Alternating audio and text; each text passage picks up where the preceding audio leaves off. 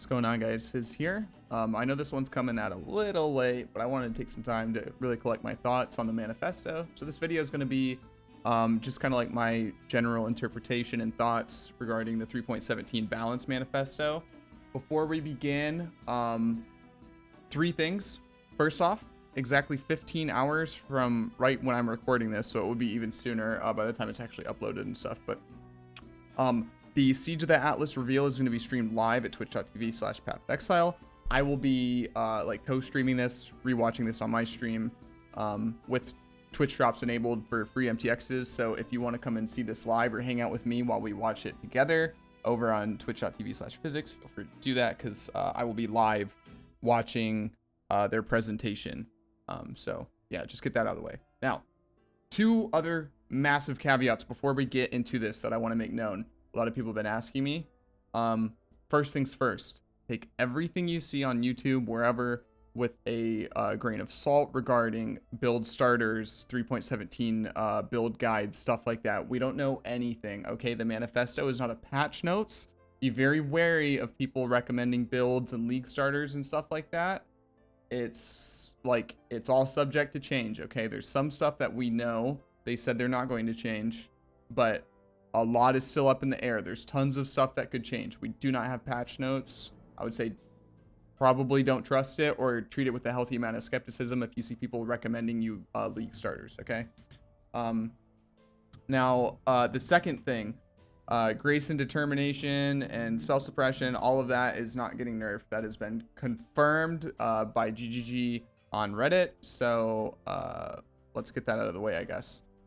So now getting into things. All right, so they have three big parts they want to hit here.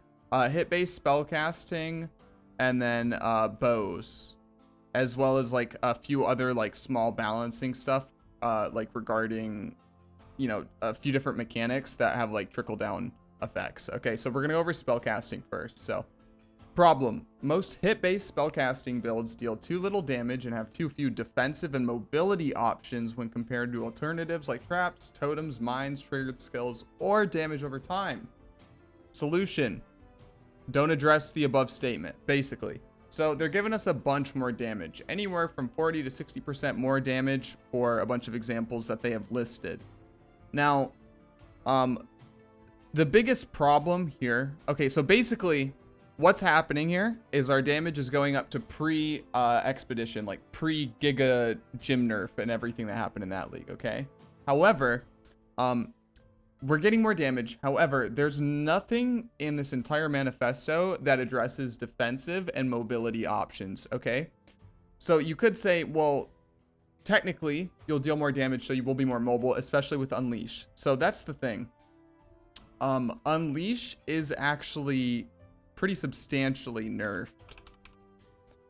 Let me control F it. So you deal 50% less damage at gym level 1, up to 41% damage at gym level 20. So that negates a very large amount of the damage buffs we're getting.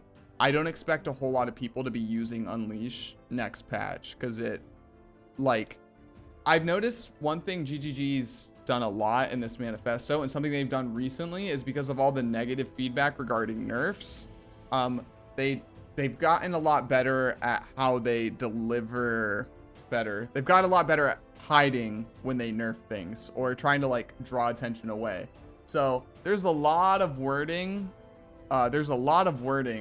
In this manifesto that says compensation. We're buffing this, so we need to compensate somewhere else.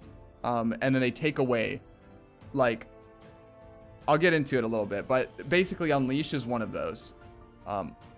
Like, Unleash would be really good here. And the reason for nerfing Unleash is they don't want it to feel like it's the only option. But the change here makes it not an option. And I don't understand why one support gym being mandatory is a problem for GGG when it never has been in the past. Like, if you're playing totems, totem support gyms are a mandatory option. If you're playing mines, you have like 2 to 3 gym links that are already like set in stone that you're not deviating from. Like, that is a core thing on every build ever. So saying this here makes very little sense to me, to be honest. So in addition to buffing everything else, they've gotten rid of threshold jewels, which, to be honest, kneecaps a lot of them. Some of the less, some of the more obscure ones just kind of get like straight nerfed from this. But things like freezing pulse and whatnot, you're losing your multi-proj, which, you can, like, it's still a damage buff if you're using like LMP or GMP in your links, but it's less of a damage buff than it would be. And on top of that, you now have to do gym swaps and stuff, which historically has just felt really, really bad in PoE, especially in modern day PoE. So what else in terms of mobility and defense? Well, let's get this out of the way right now. Nothing. In terms of defense, it is not addressed whatsoever. The only mobility that is addressed is due to cast speed. Okay.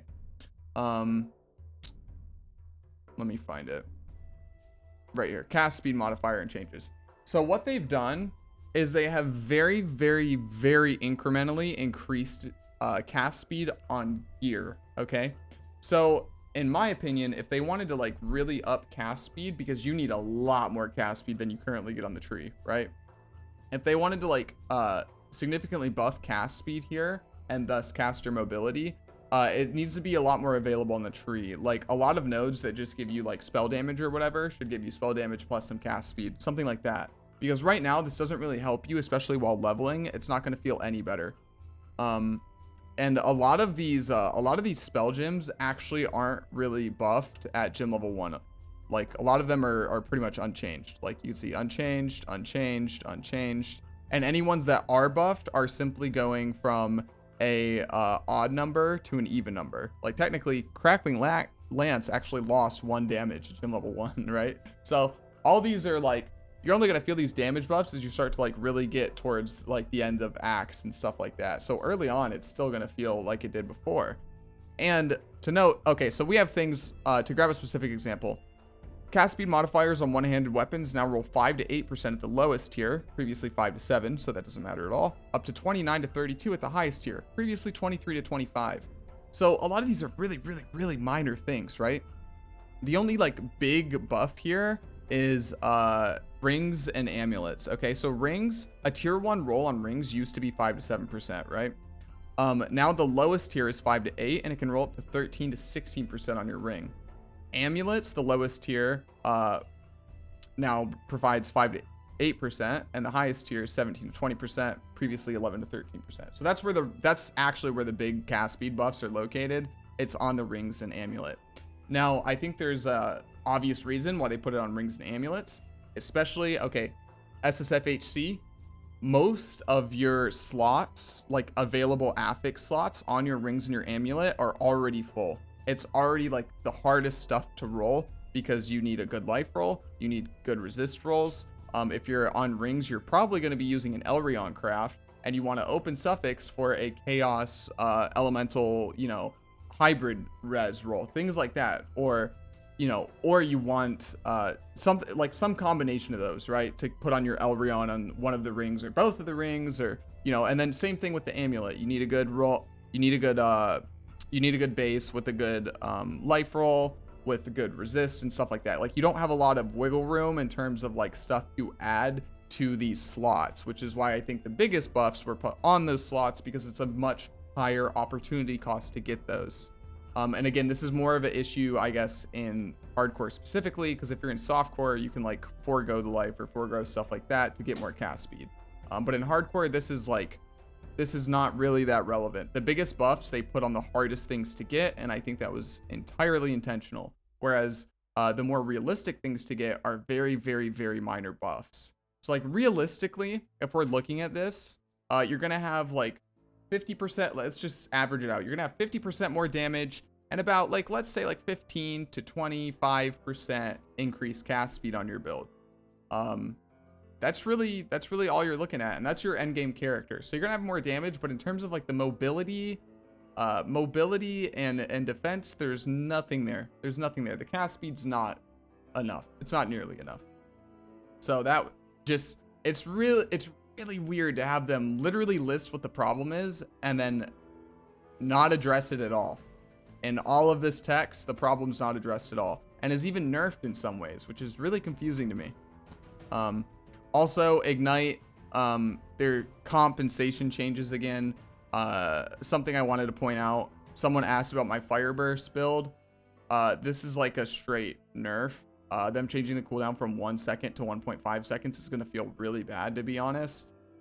You can play it next league, assuming no changes in patch notes, but this right here is going to make it feel way more clunky. All right, so moving down to hit-based bow attacks. Problem, hit-based bow attacks require an unreasonable amount of investment to reach competitive levels of damage. Builds that want to achieve this must utilize critical strikes, and many skills can't sufficiently invest in this mechanic without sacrificing defensive options. Solution, give bows the same local added elemental damage modifiers as two-handed melee weapons, which are much stronger than bow-specific modifiers used previously. Improve damage of bows in general. Improve the mastery options of bow passive clusters, and then rework a bunch of things. Okay, so now a lot of this looks good, to be honest. The quiver changes are really cool. The bow's getting the two-handed melee affix rolls instead. A lot of that's really cool. The new quivers look really, really nice. A lot of this is just purely good for the most part. I would say the one thing that is not good about this is the mastery on bow clusters. They took away the phasing on kill, and they did add some cool new ones, or at least one cool new one, but the phasing on kill is kind of oof, to be honest. Yeah, right here. So new mastery, increases and reductions to arrow speed also apply to damage with bows. That's pretty neat. 100 plus 100 accuracy rating per green socket on your bow is really sick. That's free accuracy. Existing mastery, the Mirage Archer duration was buffed, which is like whatever, and then Blink Arrow and Mirror Arrow have a increased cooldown rate, which is cool. If you use those, most people in hardcore don't really use those. They still just use Flame Dash because you're kind of asking to die at some point if you're using Blink Arrow. It's really easy to get caught out before the arrow lands. They did remove, let me see if I can find it. Right here. We've replaced the bow mastery stats that give movement speed while phasing and phasing on kill. Yeah, so they just completely got rid of those, which kind of sucks. Because again, that's another nerf that I don't really know why they would do that. That felt good, and a lot of builds took it. It saved you a flask slot at the very least, and it's just gone. So other than that, everything else is mostly good. Now the sources of added damage, this is another one of those. They kind of hid their nerfs. So basically, the problem, added cold, lightning, and chaos damage support gems provide significant unconditional added damage that outclasses many damage options available to some builds, most notably bow builds. By comparison, many other sources of added damage are relatively weak. Solution, lower the strength of unconditional added damage support gems and raise the strength of local added damage and added damage to spells on weapons. Okay, so like, if you actually like look through these changes on the high end, it is a damage gain, but this is gonna feel bad, to be honest, because like typically when people are using like added cold and added lightning and stuff like that, that's not their like end game setup. They're using it to like supplement like early on in the gearing like journey, right? So they're taking power away from the early easy option and they're putting power into the crafted option, which is just gonna like, it kind of changes like the gearing curve and how your like power is going to progress and how your character is going to feel. And I feel personally, I feel like this is going to feel worse, a lot worse early on. So if we look at some of the numbers here, local added fire, cold, lightning, and fizz mods have increased by roughly 8% at the highest tier, which is not relevant to most players, and increased by more lower tiers. Okay, so like for added fire, tier 1 has gone up from 361 at the max end to 390. And hold on. Okay, so is it just showing tier 1s here? Never mind. Tier 2. Okay, so it says tier 2 added cold lightning damage has been increased by 26%, with tier 3 being increased by roughly 40%. So this is really cool. Like especially if you're going for like cold, fire, and lightning, a lot of what you're going to be doing is farming like Haywark Hamlet. At least in an SSF environment, you're going to be farming Haywark Hamlet and getting essences. And usually people don't go for deafening essences for crafting unless you're going for like crazy gear, right? Like what most people are going to do, they're going to go for like shrieking and stuff, right? At the most. So the tier 2 and tier 3 buffs are really nice, but until you get to a point where your Atlas is set up and you're farming essences and you have them to throw on this, you're going to be using these, and it's going to feel strictly worse. There is always the chance that you just pick something up, or like, you know, you alch something and you get a good mod. Of course, that will happen to plenty of people on plenty of builds, but in terms of like overall how the game will feel, anyone using a support, one of these support gyms is just going to feel straight worse until later on when they get better gear. It's the same again here with the spell damage, except it's a little bit easier with the spell damage, considering I would say it's a lot easier to roll added flat on like a spell based build than it is on a attack based build, because attack based builds are usually more strict on what constitutes as like a decent or good weapon, whereas spell based builds are like, you have some amount of like generic damage increase, some amount of flat for most builds, some amount of like either cast speed or percent, you know, spell damage, whatever. Like there's a lot more like wiggle room there for like wands and runic daggers and stuff to be considered good, or at least usable for a spell based build. So it's a little bit better on this end, I would say. Still an issue overall though, because you're, like I said, you're going to feel weaker until you get your crafted stuff. So now moving on to the third. Actually, before I get to that, I do want to address one thing I think is copium. I've looked at a few other people's like thoughts regarding the manifesto, and a few people I saw them say like maybe they're gonna have a gym, support gyms that'll give casters more mobility or stuff like that.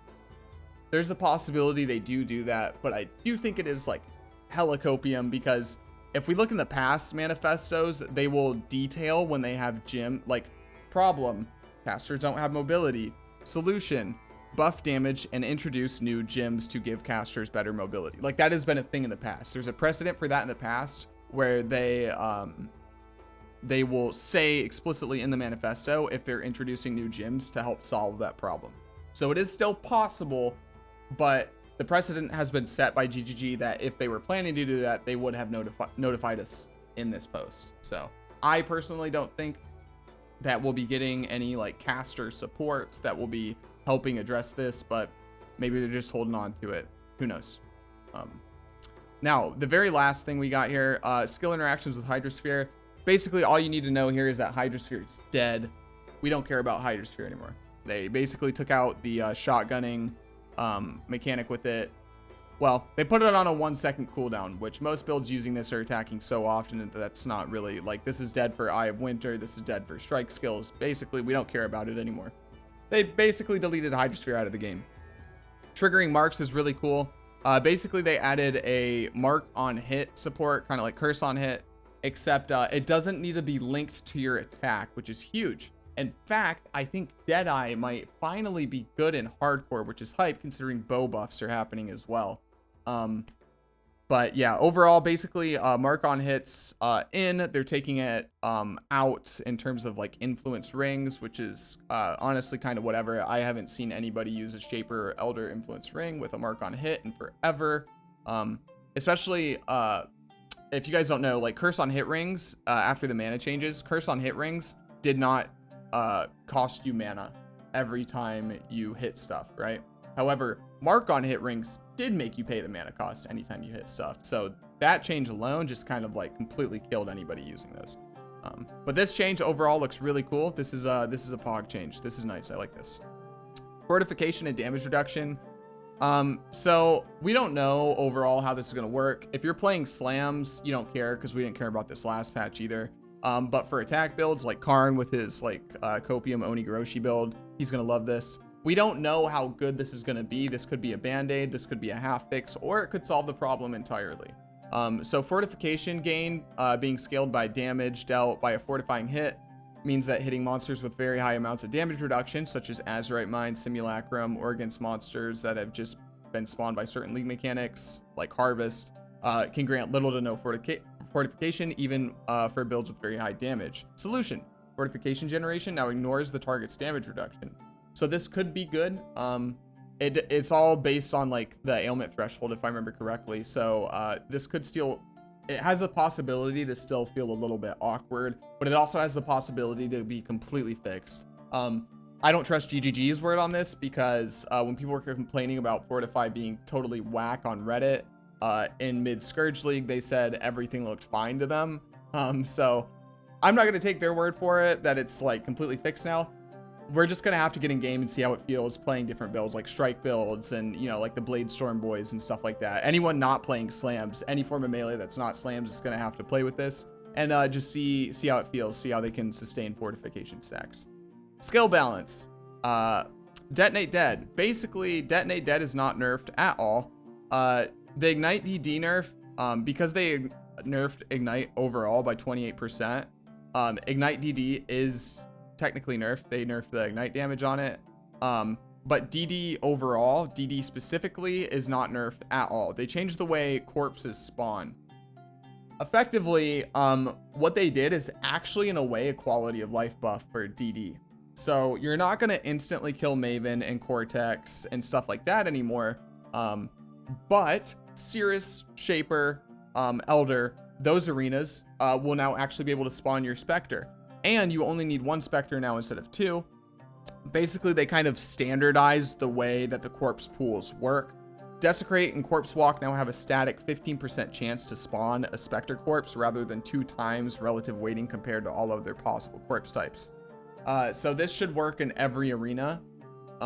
This will be like a slight damage. Well, this will be a decent damage loss in like Maven and Cortex. But then for like almost every other boss, like Cirrus and Elder and Shaper and potentially the new bosses and their arenas, you will now have actual damage there on a DD build, which is very cool. Very cool.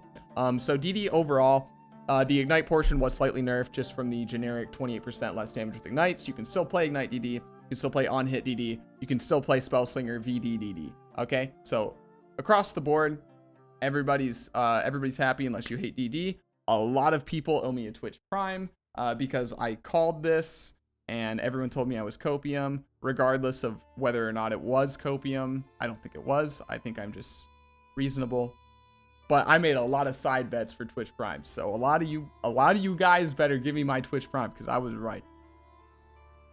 So moving on, Seismic Trap, very high damage scaling as its damage scales with increased AoE, blah blah blah. Basically, they gave it the Toxic Rain nerf where if you scale AoE, it spreads out the AoEs more, so there's less overlap. This is actually a very minor nerf.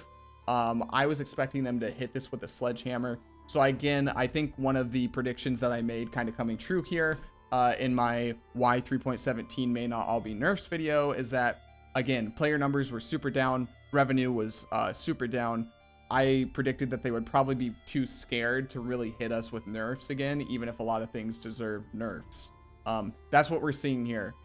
Defenses, spell suppression, not nerfed in any way. Seismic Trap gets a small slap on the wrist. DD still fine. Like, there's not a whole lot of nerfs here, and the ones that they do put in to try to like combat power creep in the game are like hidden pretty well behind PR speak and are not going to be that big, and most players probably won't notice it. But yeah, you can Seismic Trap Exsanguinate, still really solid. Again, we don't have patch notes. We're only going off the Manifesto. But as of right now, it looks like this build is gonna be completely fine.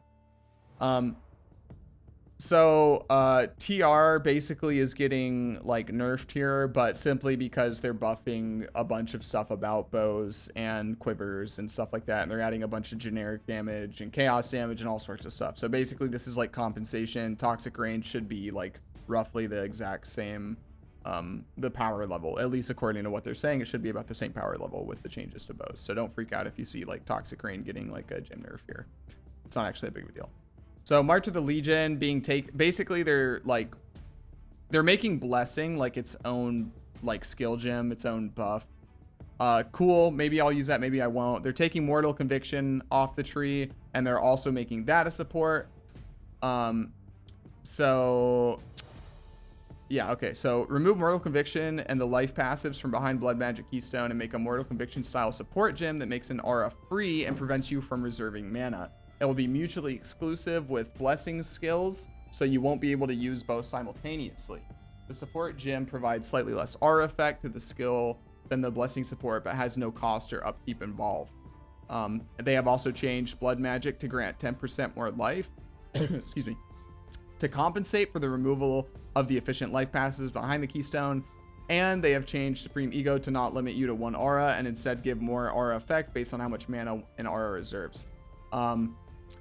This all seems pretty neat. This could be a complete wash that no one will actually use, or like an overbearing mechanic, or just an okay mechanic. We don't really know.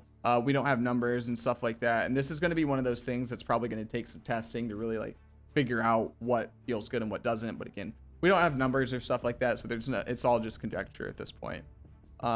So moving down here, a lot of these things just don't really apply to me at all. I would say one really cool thing here is that Dancing Dervish unique item has no accessible way to sustain its mechanic. Basically what they did here is Dancing Dervish now is the dancing duo. Basically they gave you 2 of them because Prophecy's gone, obviously, and now anytime it hits something, it refreshes its rampage stack. So you don't need to use Writhing Jar and stuff to play this build, which means I will almost certainly be doing a Dancing Dervish build at some point this league. Also Rip Void Fletcher. And that's pretty much it, guys. That's my thoughts on most of this stuff. I'm not super sold on self-casting. I don't think you should be either. The bow stuff looks pretty neat, but we're gonna have to see patch notes and see more numbers to really feel this out. I've been complaining a lot forever that I wish I could play like Ice Shot and Tornado Shot and HTSSF and it not be a complete meme, because bow archetype's really cool. Self-cast archetype's really cool, but they're just not in a like what I would consider like super healthy state right now. For you Andes, the one thing that I was definitely wrong about is there's obviously not melee mentioned anywhere in this entire manifesto.